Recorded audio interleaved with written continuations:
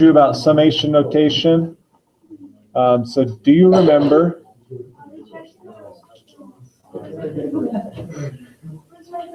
We'll get to it.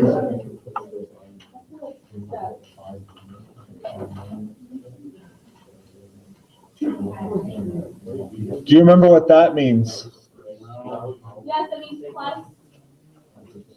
It's sigma. It means add. Okay. Like if you had n1 plus n2 plus n3, on and on and on and on, then you would sigma. Okay. So we start with 1, plug it in, right? Plus, yeah, it's j squared.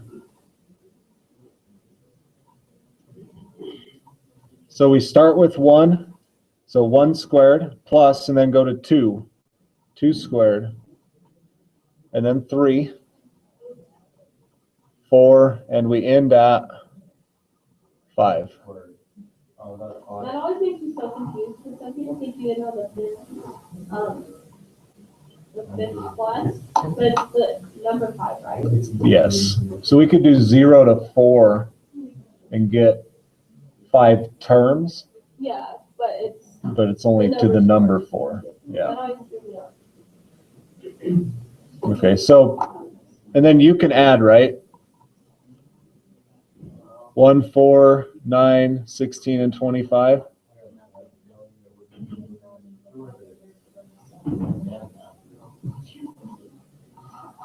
Okay, the reason I had to remind you of this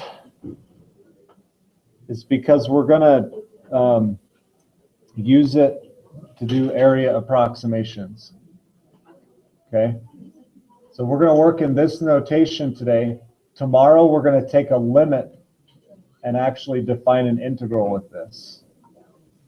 So do I need to show you any more examples of those? Okay, so you remember right and left midpoint summation, right? Or the sums of the areas. They're approximate areas under curves. Okay, we can write that as a summation. So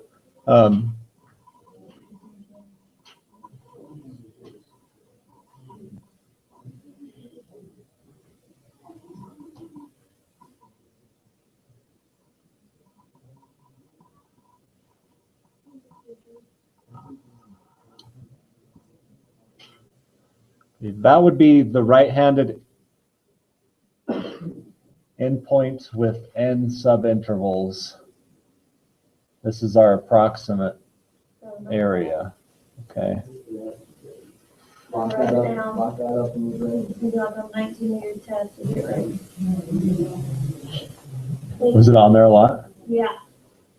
The endpoints. We're going to get to trapezoidal this time too, by the way. That one has been in it.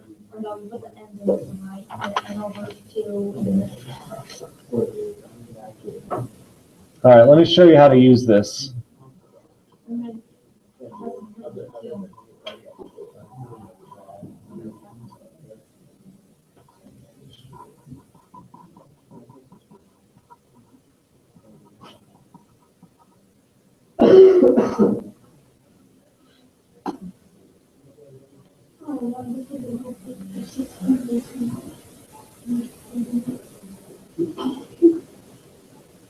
So this example, we need some different terms here, correct? Yes. We need change in x. So what is the change in x? Remember, it's b minus a over n.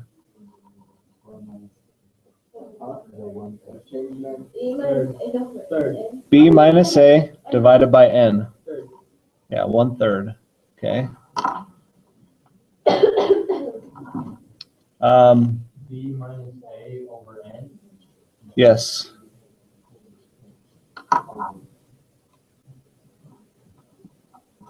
We talked about that Friday. We have a right?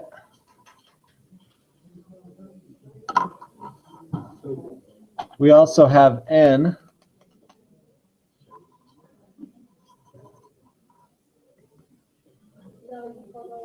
Okay, I think we're money. Let's write it setup. So we have 1/3.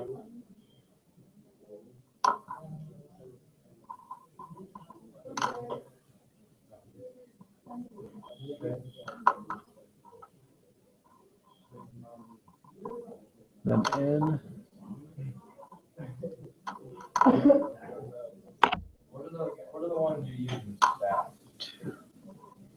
The ones? What do you use sigma in stats? You don't. That's stupid fake math. Oh, knock it off. U and sigma. Just tissue paper. What's, isn't sigma the one with the circle and the little, like the O with the line? Wait, let's say. No, that's not sigma. That's What is fake. I think that one? Is that what you're talking about? Yeah, Yeah, that is. Lowercase What is that? that's lowercase sigma? and capital. No way. Yeah. Holy. Yeah, I know the Greek language is capital, so what a concept. No, I mean, like, I can't believe that's the same thing based on what I know. Okay, so we have Every time you talk. the formula. You okay? Are you okay with generating the formula? Okay. So now we're just going to do the math. Why is J still starting at 1 and we're on 2 to 4?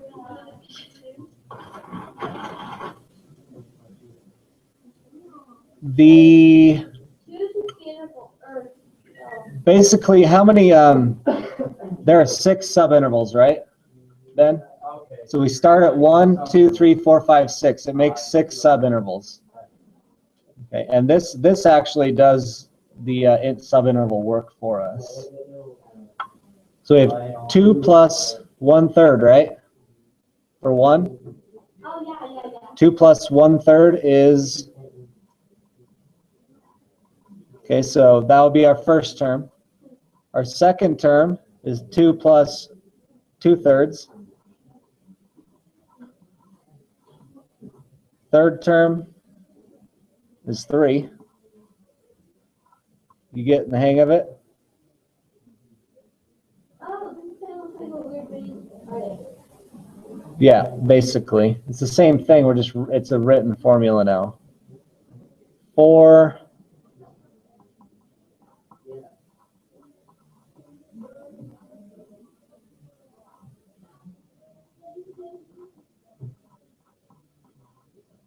I have 6. Okay. Yeah, that's messy. Notice, though, that it doesn't start at 2. Okay, it's the right endpoint, so we have to move to the right by 1 spot.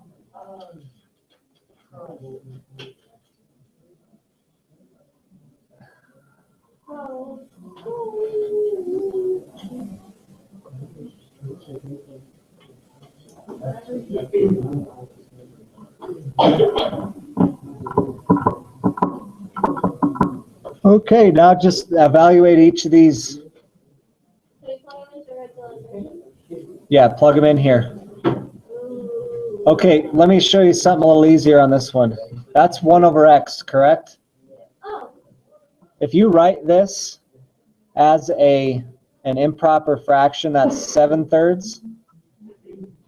that's 3/7. It's, you just flip it, yeah, 3/7. Oh my goodness. And this would be 3/8, or sorry, not 3/8. Yeah, 3/8. 1/3.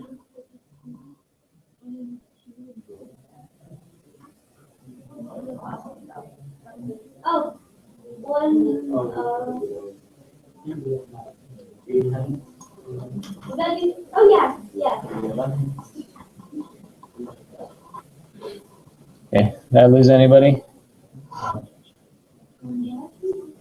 I love it. Just show 1/3 in front of you? Yep, And then you multiply each I'd add them up first. Oh. Just do the decimal approximation. Just calculator it. I think on this one we're going to get like something in that realm there.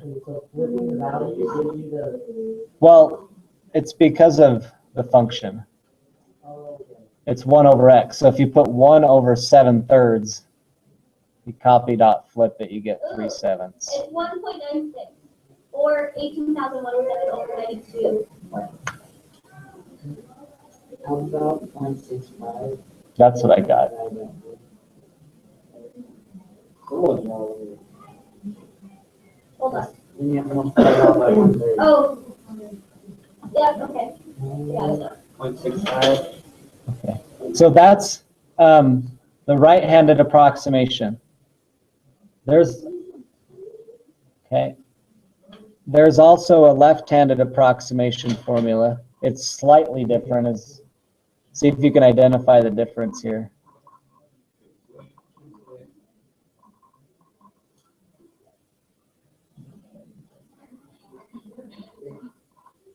Okay, what's the difference between this one?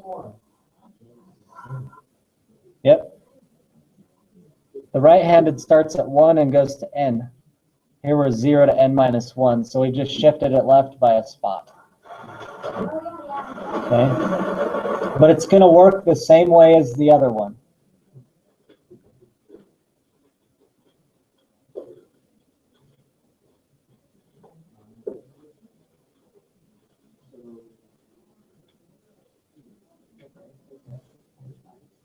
So if you had L6, you would do it the same way. Okay? And then there's also the midpoint. This one's a little bit different.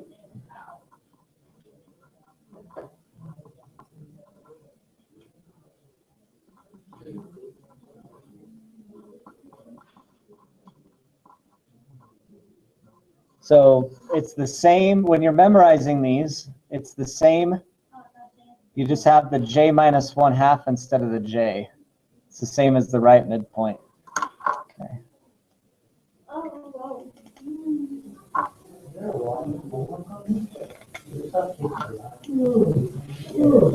Do I hear you complaining? No. Okay, because I'll add more if I have to.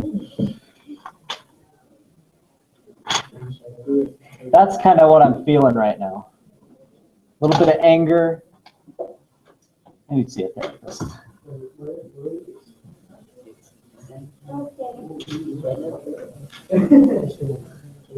Okay, do you have any questions? I'm going to let you work on this, trusting you can use the formula. Okay, tomorrow we'll finish this section. Do you guys want to check your answers from part A?